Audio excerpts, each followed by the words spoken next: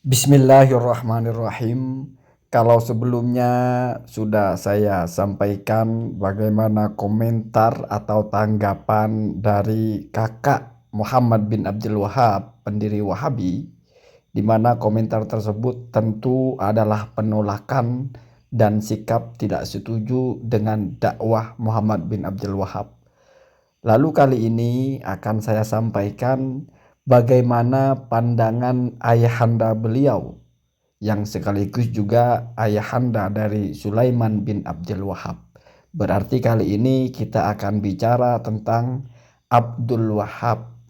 Karena pendiri Wahabi itu namanya Muhammad bin Abdul Wahab. Ini saya ambil dari kitab Mufti Madhab Hambali, As-Suhubul Wabilatu ala Doro'ihi al-Hanabilah, karya Muhammad bin Abdullah bin Humaid An-Najdi Al-Hambali. Ini sama-sama orang Najd ya. Jadi satu kampung dengan pendiri Wahabi. Bismillahirrahmanirrahim. Ini ketika bicara tentang beberapa tokoh di Najd ya. Pada poin 415 di situ disebut Abdul Wahhabi bin Sulaiman bin Ali bin Mushrif Bazun Muhammad At-Tamimi An-Najdi. Buzan ya, bukan Bazun ya. Kemudian di situ di bawahnya dijelaskan qara'a fil fikhi ala abihi. Jadi Abdul Wahab ini belajar fikih kepada ayahandanya. Sahibi al-mansaki al-masyhuri, yaitu yang memiliki torikoh ya. Al-mansak itu torikotun fi zuhdi ya. Ya semacam torikoh lah yang sangat populer. Wa ala ghairihi, dan Abdul Wahab ini juga belajar fikih kepada selainnya. Wa hasolah, kemudian dia berhasil, artinya mendapatkan ilmu, wa tafaqqaha, dan menjadi ahli fikih atau ahli ilmu agama. Wa darrasah, kemudian dia mengajar. Wa kataba, dan juga menulis ala ba'dil masaili al-fiqhiyati, berkaitan dengan beberapa masalah-masalah fikih. Kitabatan, yaitu sebuah kitab, hasanatan yang baik. Tufiyah, beliau wafat sanata alfin, pada tahun 1000 ya. Wa mi'atin, dan 100, wa salasatin, dan 3, wa khomsinah, dan 50 ya. Wafat pada tahun 1153. Wahuwa, dan beliau ini yaitu Abdul Wahab, walidu Muhammadin sahibi ad-da'wati ya, adalah orang tua dari Muhammad, pemilik dakwah, allati, di mana dakwah tersebut intasyara syararuha, telah menyebar kobarannya ya. Jadi asyaror itu ma yatiru minan nar ya, apa yang melambung dari kobaran api ya. Ya keburukan lah maksudnya ya. Fil afaki, di seantero jagat.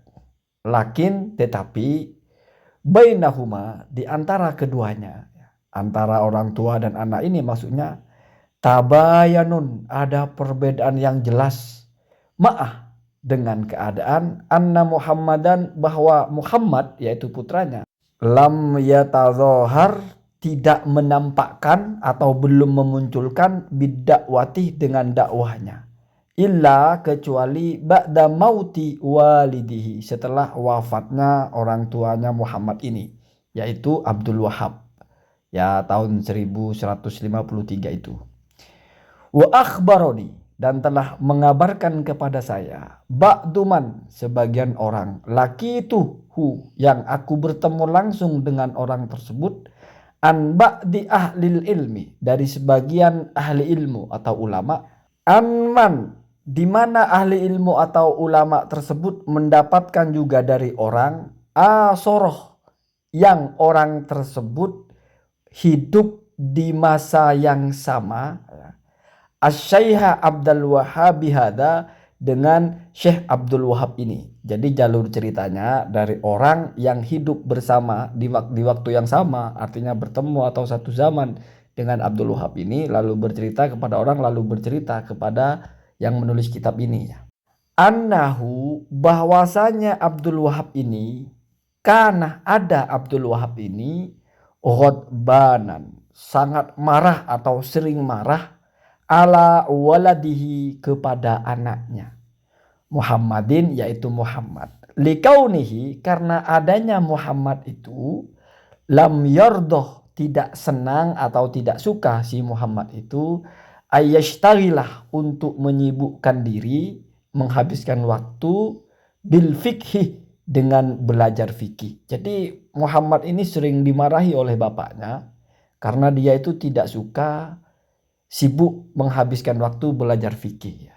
Ka'aslafihi, sebagaimana kesibukan mempelajari fikih itu adalah tradisi para salaf-salaf dia ya. Jadi turun-temurun dari kakek-kakeknya, atau mungkin ya di kampung itu ulamanya juga sudah terbiasa belajar fikih. Ini kan keturunan ulama ya. Kemudian wa ahli jihadhi, dan juga penduduk di situ ya. Jadi bapaknya ini tidak suka kepada Muhammad karena Muhammad ini tidak hobi atau tidak suka belajar fikih gitu ya. Nah, kemudian ini yang paling penting, wa yatafarrasu, ai wa kana yatafarrasu, dan Abdul Wahab ini atau bapaknya pendiri Wahabi ini punya firasat fihi, di dalam anaknya itu, ayah dusah, akan ya, firasatnya itu akan muncul atau akan tercipta atau akan ada minhu, dari anaknya, amrun, sesuatu ya. Karena ini firasat ya, maka berarti itu sesuatu yang buruk lah ya. Karena dijelaskan setelahnya gitu ya.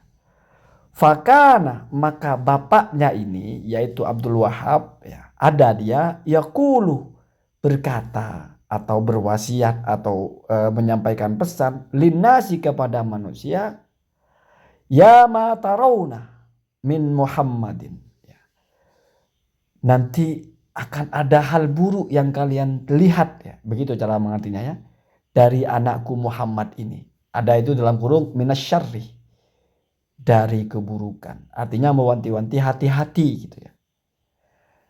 Nanti anakku ini menurut firasatku akan membawakan sesuatu yang buruk atau akan memunculkan sesuatu yang buruk. Faqaddarallahu, maka kemudian Allah mentakdirkan, ansoroh masoroh, agar terjadilah apa yang terjadi. Artinya yang difirasatkan itu ternyata memang terjadi. Setelah bapaknya ini wafat, lalu mulailah Muhammad bin Abdul Wahab ini mengembangkan dakwahnya, di mana di situ terjadi banyak sekali persoalan-persoalan. Nanti akan saya bedah persoalan-persoalan yang paling krusial ya. Wa kadzalika, dan begitu juga ibnuhu, anaknya Abdul Wahab, Sulaiman, yaitu yang bernama Sulaiman ya. Ahu Syekh Muhammadin, di mana itu adalah kakaknya dari Syekh Muhammad ini ya. Karena ada Sulaiman itu ya, artinya anaknya Abdul Wahab yang lain, yaitu kakaknya yang bernama Sulaiman itu, ada dia itu munafian, menafikan atau menolak ya, lahu, kepada kepada Muhammad bin Abdul Wahab, kepada adiknya ya, fi dakwatihi, di dalam dakwahnya Muhammad bin Abdul Wahab, artinya nolak gitu ya. Waradda alaihi, dan Sulaiman itu menolak alaihi, kepada Muhammad bin Abdul Wahab itu, raddan jayyidan, dengan penolakan yang baik dan keren, bil ayati, yang menggunakan ayat-ayat Al-Quran ya, wal athari, dan juga hadis-hadis Nabi. Kenapa demikian? Likaunil mardudi alaihi, karena adanya orang yang sedang ditolak ini, yaitu Muhammad bin Abdul Wahab itu, bagaimana keadaan dia?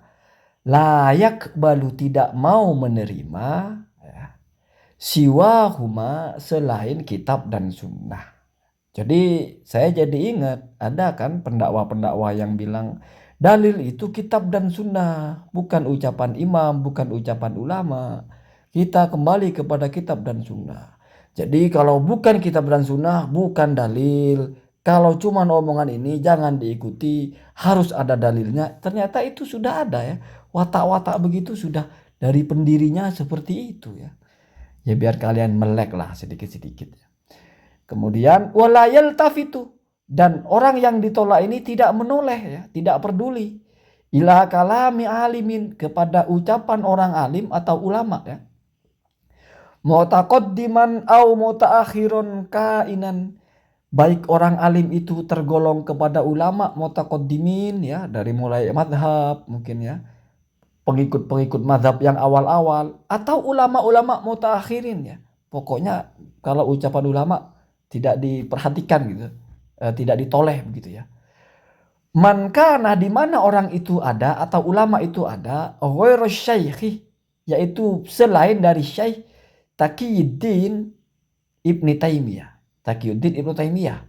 Kemudian wa tilmidhihi, dan juga muridnya Ibnul Qayyumi, yaitu Ibnul Qayyum. Jadi selama ulama itu bukan dua orang ini, tidak akan diperdulikan.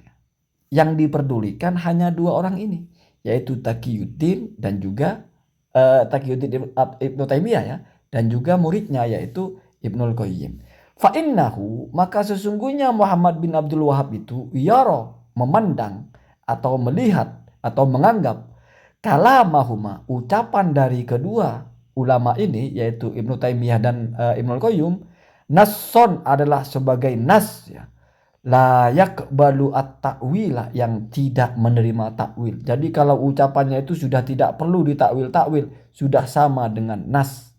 Wa yasulu bihi, lalu kemudian dia menyebarkan itu atau melemparkan itu alan nasi, kepada manusia. Wa in kana, ini yang penting, walaupun ada kalamuhuma, ucapan kedua ulama ini, ala ghairi ma yufhamu, yaitu ada di atas sesuatu yang lain dari yang difahami. Artinya walaupun misalnya Muhammad bin Abdul Wahhab itu memahami dua ucapan ulama ini secara salah faham ya, tetap saja itu disampaikan kepada manusia ya. Jadi tidak mau tahu, pokoknya kalau sudah dua ulama ini yang ngomong, sudah itu langsung dilemparkan kepada manusia. Baik Muhammad bin Abdul Wahhab memahami dengan tepat atau tidak faham atau salah faham, itu maksud dari ala ghairi ma yufhamu.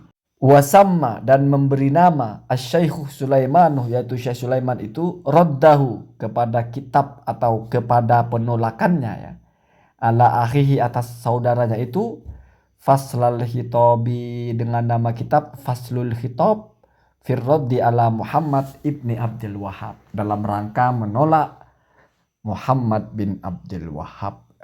Jadi ini saya bawakan yang ringan-ringan dulu, yang kita bisa telaah, bisa kita timbang-timbang. Oh ternyata ustadz-ustadz ini mirip ya dengan pendahulunya, sama-sama tidak mau peduli dengan ucapan ulama, harus kitab dan sunnah. Tetapi kalau sudah Ibnul Qayyum dan Ibnu Taimiyah, maka langsung dianggap sebagai nas, langsung dipakai, tidak perlu ditakwil-takwil, dan langsung disuarakan kepada umat. Tidak peduli dia memahami seperti yang seharusnya atau dia salah faham. Itu maksud dari kana kalamuhuma ala ghairi ma yufhamu ya. Berbeda antara apa yang difahami dengan apa yang diucapkan oleh dua ulama itu. Jadi nggak mau tahu mau salah faham loh, nggak. Pokoknya kalau sudah dua orang ini yang menyampaikan, langsung dilempar kepada publik begitu ya. Allahumma hadina ahdas sabil.